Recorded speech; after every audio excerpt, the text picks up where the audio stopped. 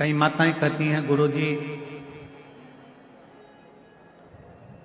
बेलपत्र कब खाना चाहिए और कब नहीं खाना चाहिए।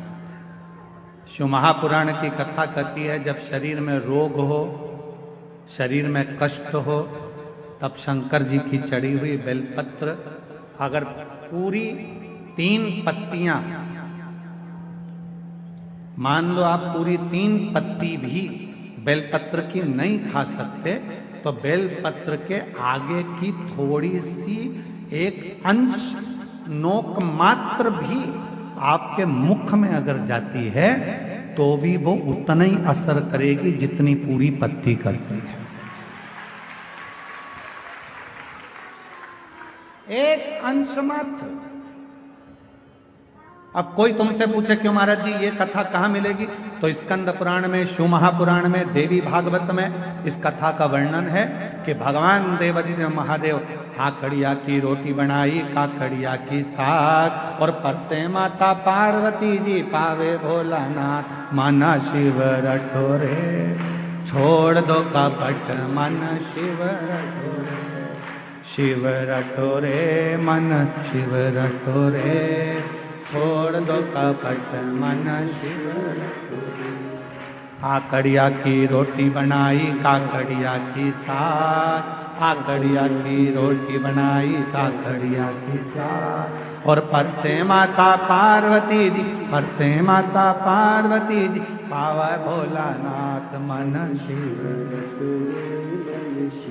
रटोरे छोड़ दो कपट मन शिव रटोरे, मन शिव रटोरे, मन शिव रटोरे छोड़ दो कपट मन शिव।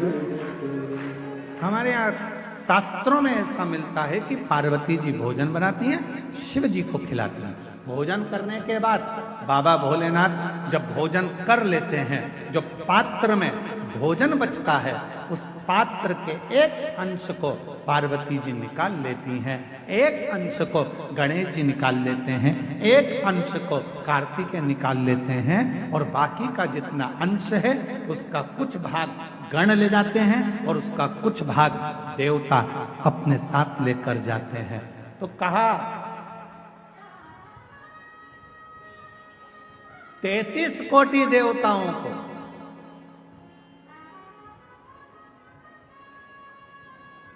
भोजन की थाली का कितना भाग मिलता था,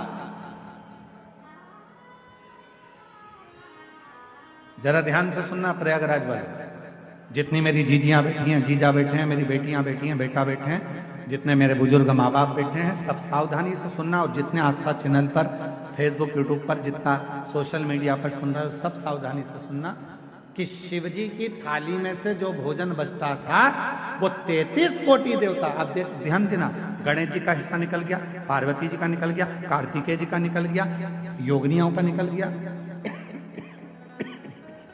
गणों का निकल गया, उसके बाद में देवताओं का हिस्सा।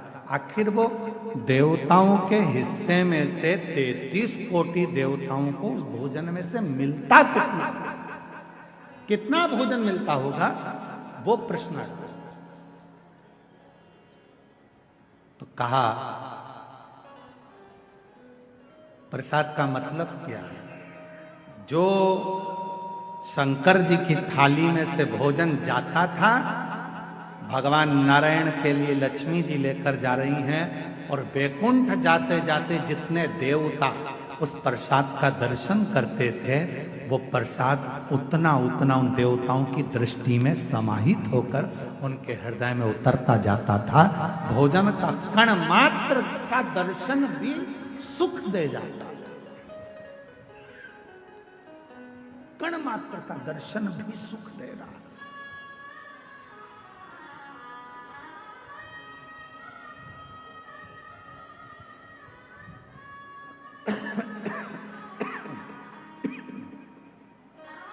एक कण मात्र का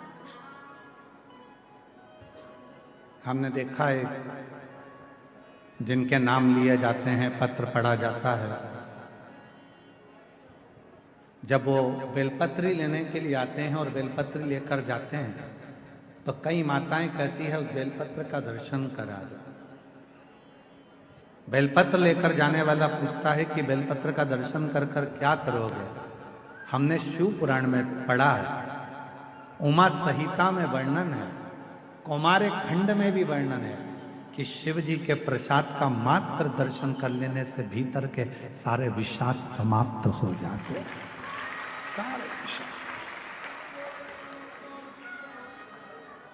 केवल प्रसाद का दर्शन करने से ही विषाद समाप्त हो जाए।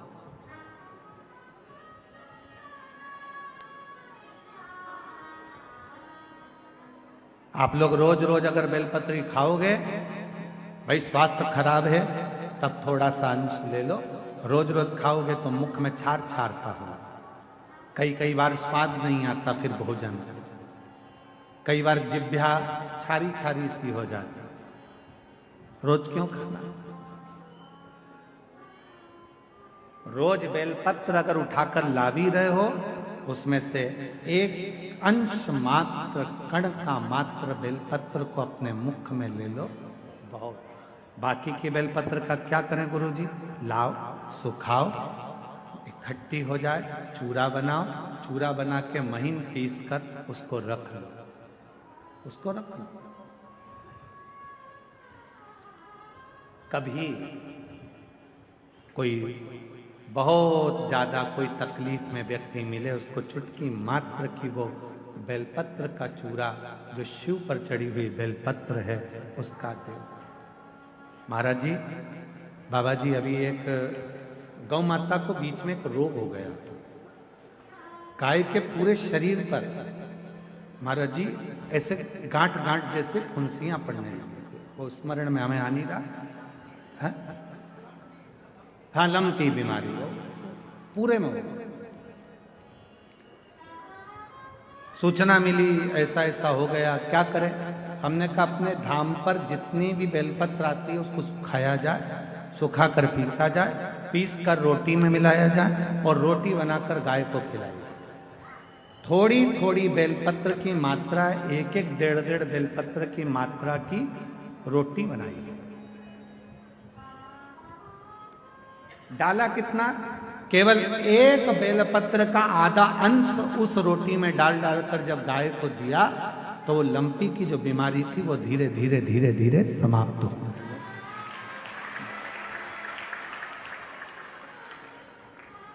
दवाई इसी तरह बेलपत्र की भी मात्रा होती है कि कितनी मात्रा में खाना है। ऐसा नहीं कि बेलपत्र पूरी मिली है तो हमको पूरी ही खाना है, दे जाओ, थोड़ी थोड़ी घर में सबको दे दो, बाकी के संभाल के रखो। कोई जीव को, कोई व्यक्ति को जरूरत पड़े उस समय पर वो पानी से उसको थोड़ी सी डाली और निगल गए।